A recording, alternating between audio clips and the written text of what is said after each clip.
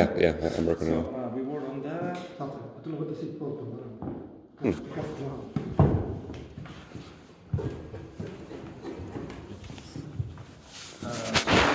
the Mexican, another way of doing the slow, meaning non-division, not subdivided bars, like the Mexicans. They do 2 down, 2 up, down, up. So.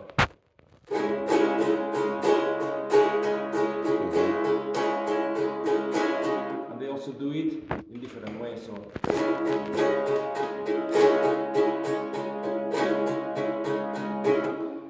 One thing we have to know is that I'm going quick because I know that we are recording, and so this needs time to digest. So since I know how it works, so we could stay 1 hour just doing one formula or two, or like this you have all the pile of information, and we can do something at the end of the one. Okay. So and then it's kind of a lecture.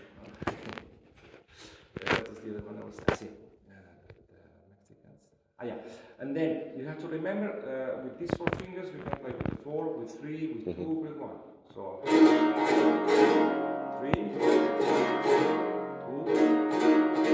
and 1. This is on the tutorials, I think. This thing. It is. Yeah. And then you can also use the thumb to, like the Visé says, to sweeten up at the end. And you can do with again with the 4, 3, so 2, 1. And every one of those is a color. So at the end of the day, you practice them all and then you improvise them on the spot. And so I would say half your palette of possibilities, and then you will see, especially when you're in loop, is a nice place where you can try, because you don't have the whole responsibility of the thing, and then you can be trying things that you're not going to bother, and you can enrich very much the rhythm of the ensemble. No? So what else? One question in this point. So where is the accent? Is the last movement with your thumb that goes on the beat 1? Depends, or you decide. Because if there are many guitarists playing at the same time and one chooses to put the accent to the end and the other starts with an accent, then the result is not beautiful. Naturally it comes that everything comes in upbeat. But I use both, so I do.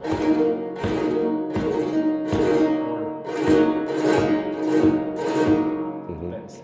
So you have to make the choice on how to practice it. I would say if you have several people and not everybody plays with the same quality, or not everybody has the same time to practice or whatever, I would say like go to upbeat. Everybody's going to be upbeat.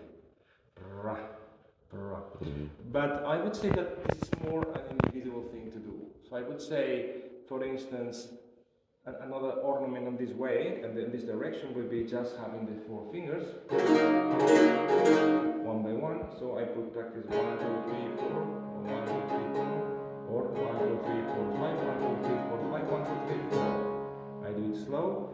1, 2, 3, 4, 5, 1, 2, 3, 4, 5, 1, 2, 3, 4.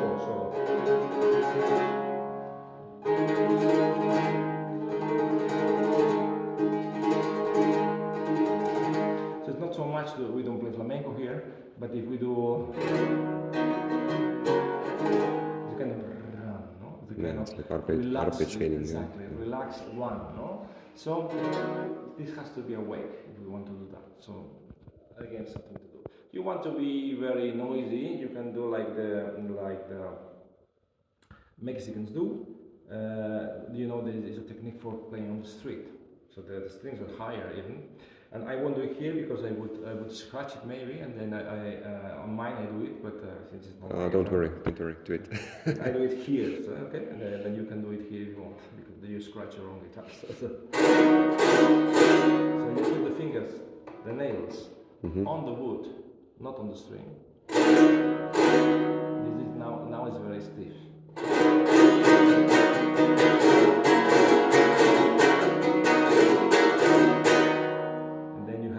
Possibility. So instead of doing, as we said, which is to go sweet, we want to go hard. So my guitar one's still much harder. I do it okay here, but I won't touch the wood, but you should. Okay, so that's it can be still harder if you touch the wood. So those are different degrees or nuances that we can have, and we can have many nuances with the rasgueado. So this is much more information than you have in these Baroque original sources, where they almost don't mention other than repico and. So and therefore my way of learning was go to South America and Latin America, so from Mexico till Argentina, and I learn all what I can from everybody. So every time I have a friend who comes from this part of this area of the world, how do you rasgueados there? And everybody does it different. So I cannot do everything. But also in Canary Island they do it fantastic rasgueados with these two fingers, which I cannot do. I also cannot do because I don't practice. At a certain point